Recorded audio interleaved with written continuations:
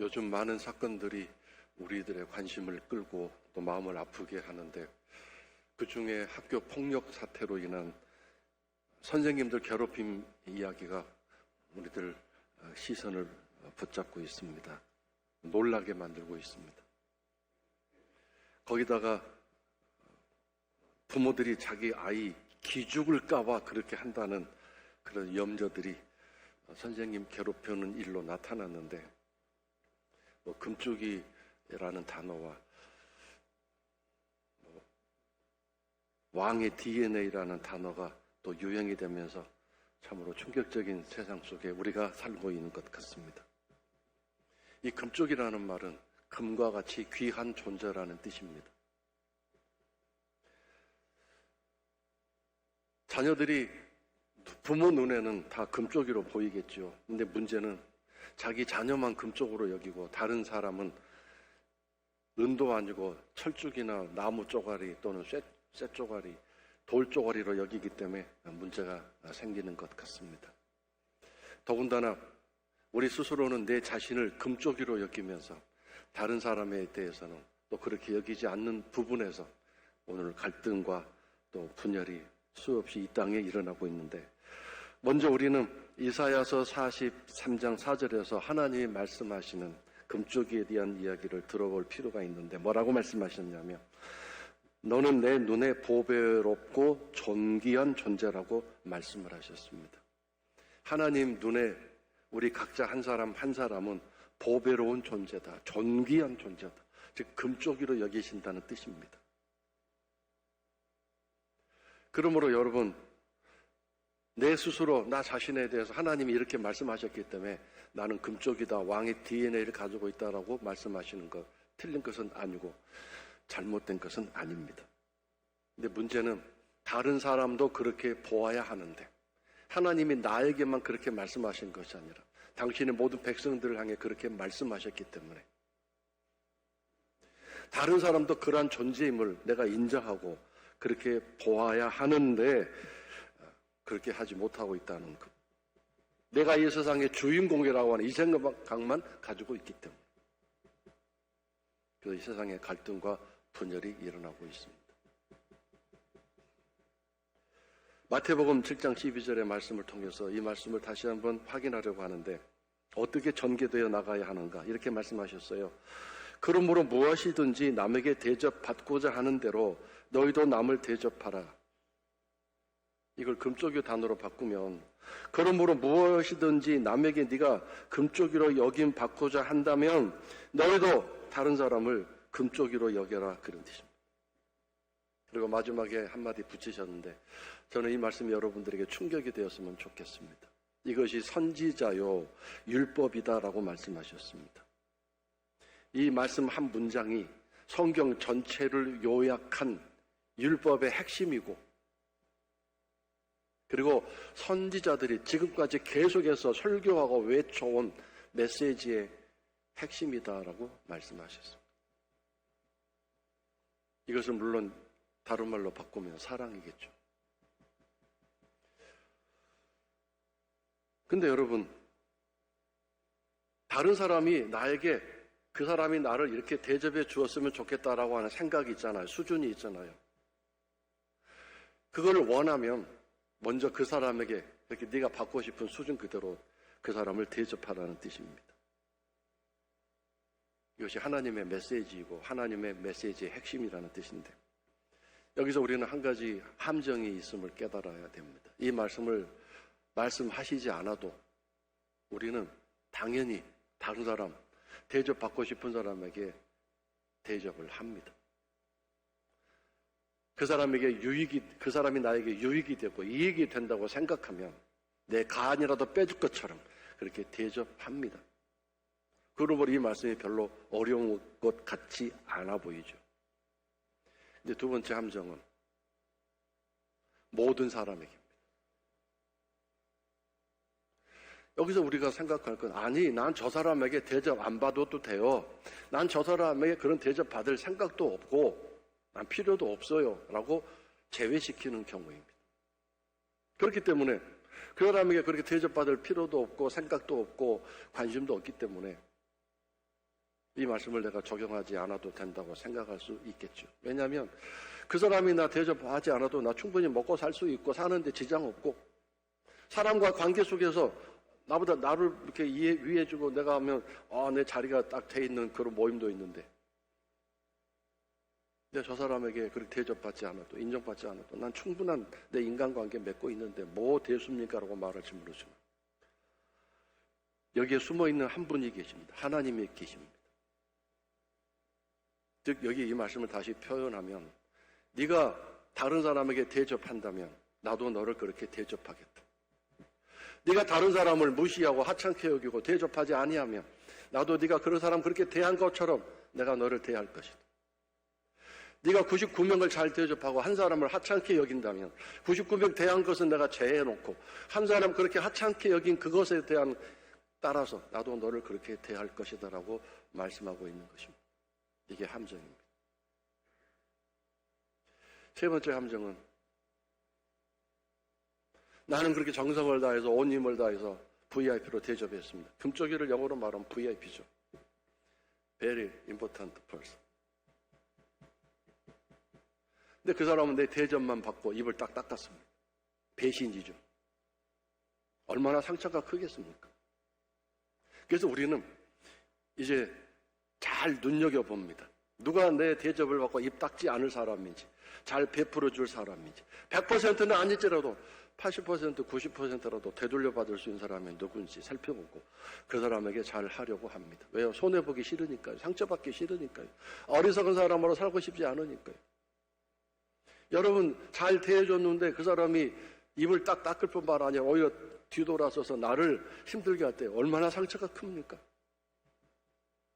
그래서 우리는 이제 아주 이런 삶에서 손해보지 않고 살도록 눈치 봐야 하고 이리저리 계산하는 그런 세상이 되고 삶이 됐습니다. 자, 근데 오늘 이 본문 말씀에 앞서서 마태복음 7장 12절의 말씀을 읽어드렸는데, 이것을 우리는 황금률이라고 말합니다. 보배와 같은, 금쪽이와 같은 말씀이다, 율법이다, 하나님 말씀이다라고 그렇게 부르고 있습니다. 황금률입니다. 금쪽이 율법입니다. 그러므로 여러분 이 말씀을 다시 한번 생각해 본다면, 여러분은 이 세상에서 잘 생각해 보세요. 지나가는 거린이에게서라도 하찮게 여김받고 우습게 여김받으면 기분 좋습니까? 더 나아가서 여러분이 나 저 사람에게 대접받고 싶지 않아도 되고 싶지 않고 받고 안 받아도 돼요 하는 그 사람이 나를 무시하고 나를 업신여길 때 기분 좋겠습니까? 또 그 사람이 아무런 나에게 유익이 안 되고 도움이 안 된다 할지라도 그 사람이 나를 무시하고 나를 업신여길 때 기분 좋겠습니까? 그러므로 우리는 모두가 다 우리의 기준이 있습니다. 모든 사람이 나를 귀하게 여겨주고 존중해주고 인정해 주었으면 하는 그런 기본적인 생각과 마음을 가지고 있습니다. 그래서 이 본문 말씀은 우리가 선별적으로 우리가 구별해서 이렇게 대접받고 싶은 사람에게 다 대접하고 그렇지 않은 사람에게는 하찮게 대도 된다고 하는 그런 말씀이 아닙니다. 지금 제가 몸살 감기에 걸려가지고 힘든데 좀 양해해 주시면 고맙겠습니다.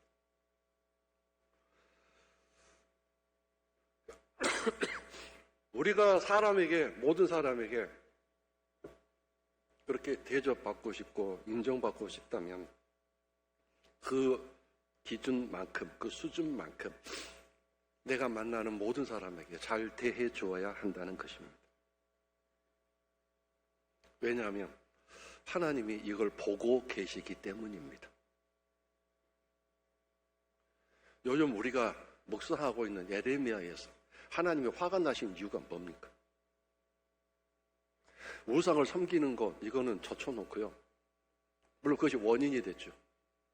근데 하나님이 직접적으로 화내시고 분노하시는 까닭이 뭐냐면, 이렇게 우상을 섬기고 있다 보니까 이스라엘 백성들의 삶이 어떻게 됐냐면 서로 사기치고 거짓말하고 속이고 험담하고 비난하고 인간관계가 깨지고 분열과 갈등이 가득하고 서로 믿지 못하는 불신의 사회가 되어버렸습니다. 그걸 하나님이 보고 속상하시고 한탄해 하셨습니다. 이게 어찌 내 백성의 삶이고 내 나라가 내가 세운 나라의 모습이겠냐고 화가 나신 것이죠. 그 모든 원인이 우상을 섬기는 일로 시작된 거죠. 그래서 그러한 삶의 모습들, 결과들을 보면서 더 이상 내가 놔둘 수 없다고 생각하시고 그 사람들을 향해 하나님이 징벌을 내리신 것입니다. 하나님은 오늘 내가 다른 사람에게 어떻게 대하고 있는지 보고 계십니다. 나는 대접받고 싶고 나는 VIP로 인정받고 싶어 한다면서 다른 사람에게는 하찮게 여기고 우습게 여기고 무관심하는 일들이 우리들 삶에 일어나고 난다고 하면 하나님 반드시 나도 너를 그렇게 대하겠다고 하셨거든요. 이걸 우리가 모르고 있습니다. 우리는 변명합니다. 저 사람은 나의 그런 대접받을 만한 자격이 없는 사람입니다. 나는 그 사람을 그렇게 대접해 줄 만한 아무 이유가 없습니다라고 말합니다. 자, 근데 오늘 본문 말씀에서 예수님이 뭐라고 말씀하셨습니까? 나의 사랑 안에 거하라고 말씀하셨죠. 예수님의 사랑이 어떤 사랑입니까? 이걸 우리가 먼저 알아야 되지 않겠습니까? 예수님의 사랑은 친구를 위해 목숨을 내주는 사랑이고 거기 뭐라고 그랬어요? 이보다 더 큰 사랑이 없다고 말씀하셨어요. 친구를 위해 목숨을 내버린다.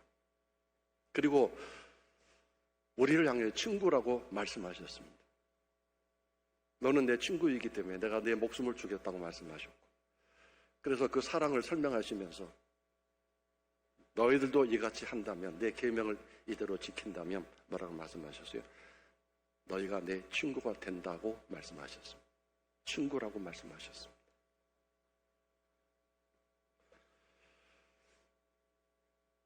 예수님의 사랑, 이 사랑이 어떤 사랑인가를 우리가 알지 못하기 때문에 결국 남을 잘 대접하지 못하고 있는데요.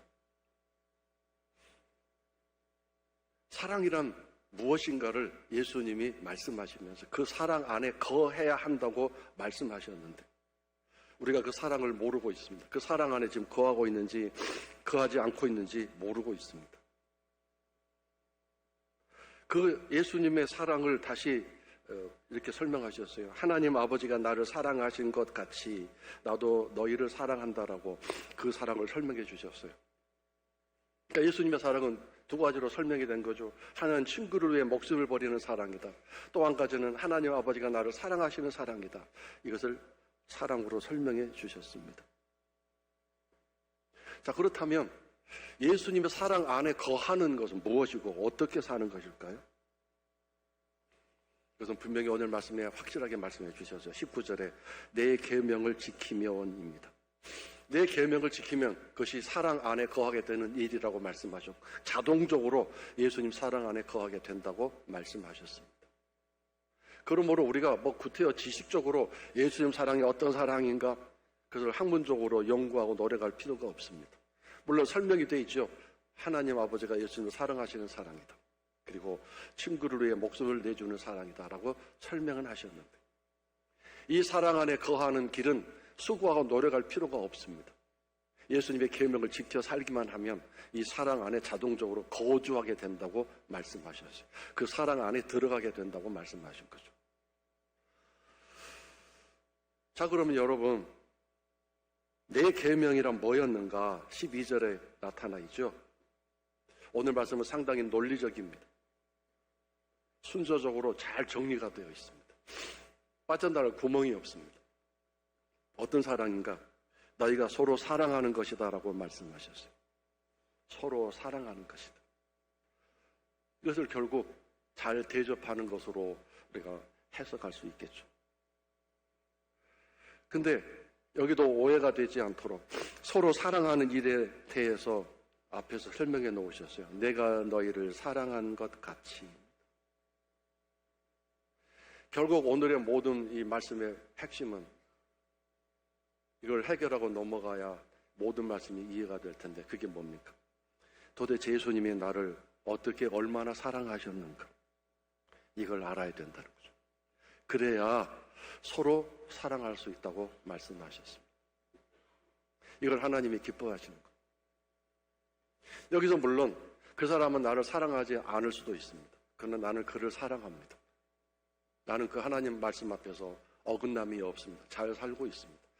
문제는 그 사람이 나를 사랑하지 않을 때 그 사람 문제죠. 내 문제 아닙니다. 근데 여기서 중요한 것은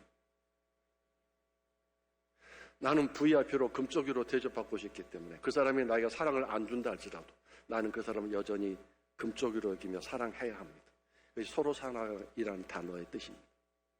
우리는 언제나 그렇죠.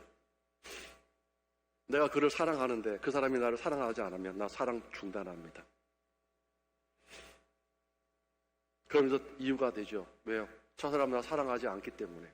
난 일방적으로 대답 없는 메아리같이 허공을 치는 사랑을 어떻게 합니까? 뭔가 오고 가는 반응이 있어야 나도 기분이 좋아서 흥겨워서 즐거워서 사랑을 계속할 수 있는데, 나는 아무리 사랑을 베풀어도 그 사람은 나를 쳐다보지도 않고 오히려 나를 힘들게 하고 어렵게 합니다. 나는 더 이상 사랑을 못하겠습니다라고 말할 텐데 예수님이 말씀하십니다. 내가 너를 사랑한 것 같이. 이 말씀에 항복하셔야 돼요. 예수님이 나를 어떻게 사랑하셨어? 내가 죄 지었을 때도, 내가 게을를 때도, 내가 숨어서 못된 짓을 할 때도, 내 양심이 나를 찌르고 나를 번민케 하는 그런 상황 속에서도 그렇게 살 때가 많았습니다. 그런데도 그때도 예수님은 여전히 나를 사랑하셨습니다. 이 사랑을 안다면 우리는 서로 사랑의 삶을 살 수 있습니다.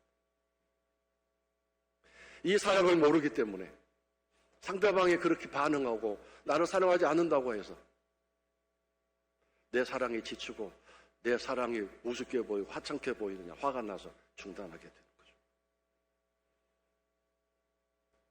지나가는데 나 쳐다보지도 않고 악수도 안 하는 사람, 나도 속상하잖아요. 나도 자존심 있는데. 그 사람 없어도 나는 충분히 살 수 있는데 왜 나를 무시하고 나를 업신여기는가? 나는 그 사람 보면서 웃으면서 인사할 준비를 가지고 있다.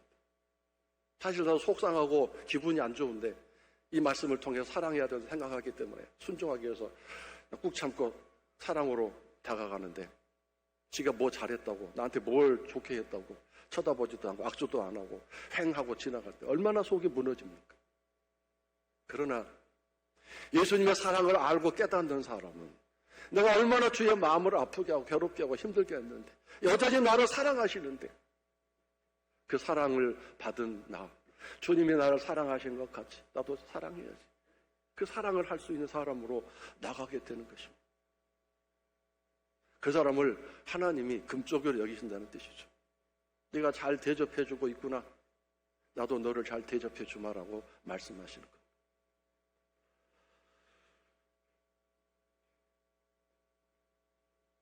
주의 사랑을 깨닫는 것이 과연 무엇인가? 하나님 사랑을 깨닫는 것이 과연 무엇인가? 다윗의 고백을 통해서 듣고 오늘 말씀 마치도록 합니다. 시편 8편 4절인데요. 이 말씀을 아주 쉽게 제가 풀어서 쓰면 이렇게 될 수 있는데 이런 뜻입니다. 하나님, 주여, 도대체 저 같은 사람이 뭐라고, 저 같은 인간이 뭐라고 잊지 않고 생각하시고 기억하고 계십니까? 사람은 자기 이름을 기억해주고 자기를 생각해주는 사람이 굉장히 좋잖아요. 하찮은 사람일지라도 내 이름 알고 있고 내가 누군가를 기억하고 있다면 얼마나 기분이 좋습니까?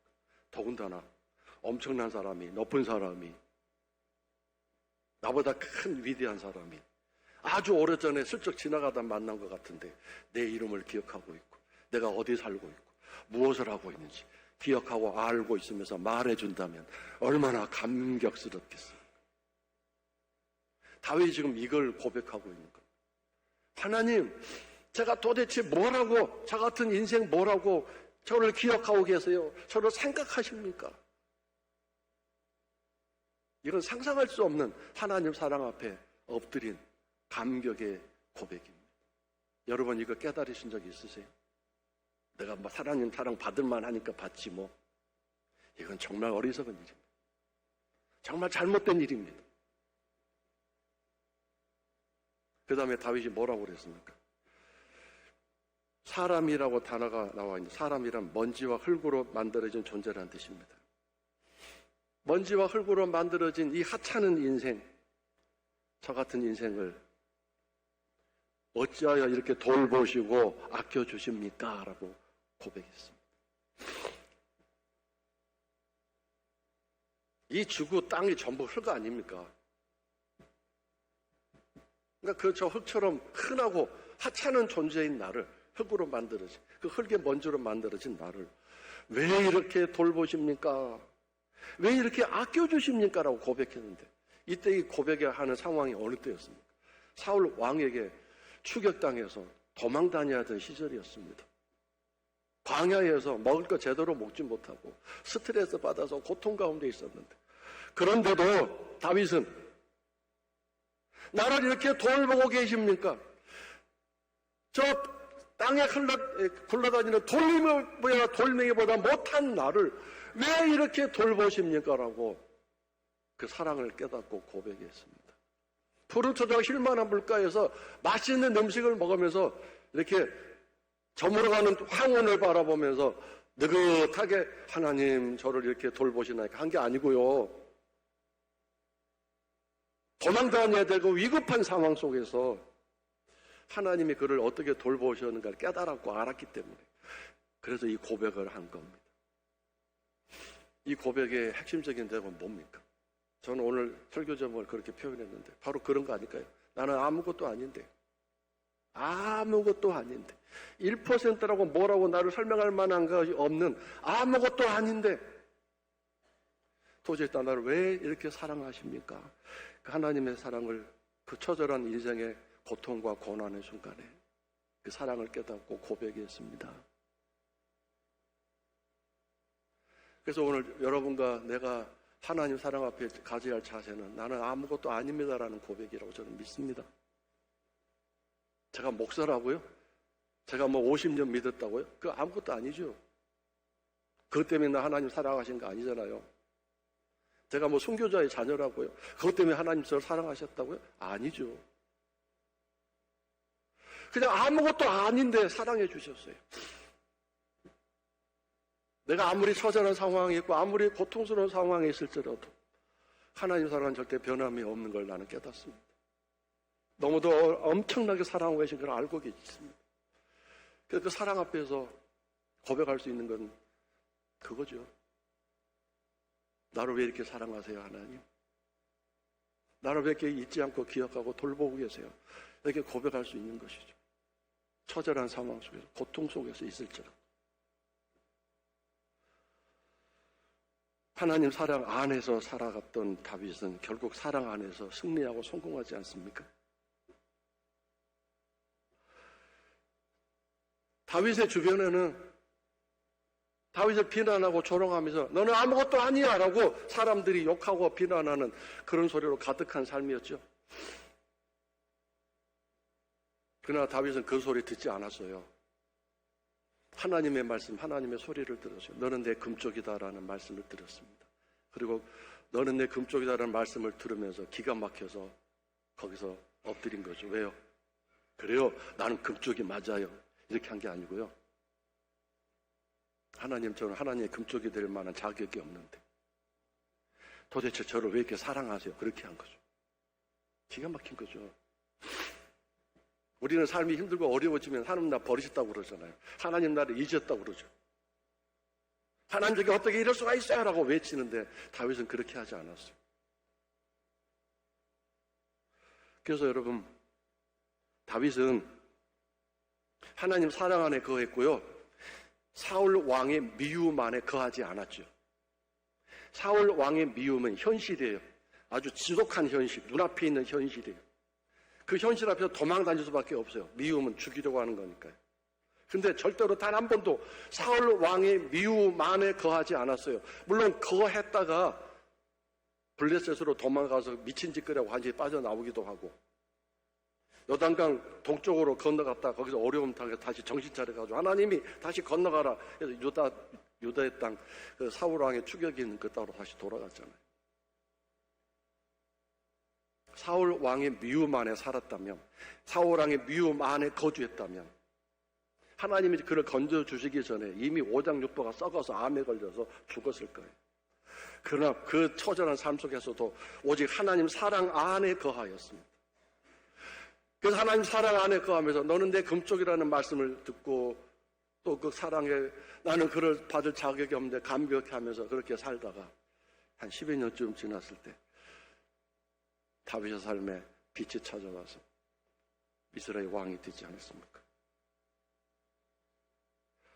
그러므로 여러분,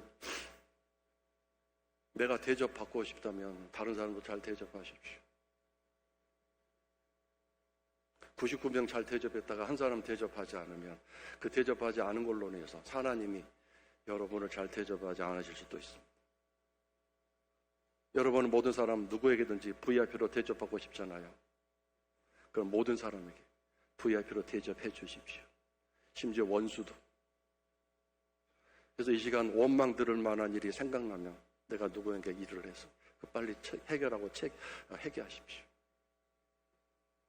그 사람은 그런 대우 받을 마땅한 사람이고 그런 대접 받을 마땅한 사람이라고 그거 하시면서 계속 해결하지 않고 있으면 하나님 여러분이 그렇게 그 사람이 한 것처럼 하나님이 여러분이 그렇게 대접하실 거죠. 하나님으로부터 VIP로 대접받고 금쪽이로 대접받고 싶으시다면 오늘 여러분 만나는 모든 사람을 금쪽이로 여기시고 잘 대접하십시오. 하나님이 귀하게 여기실 줄 믿습니다.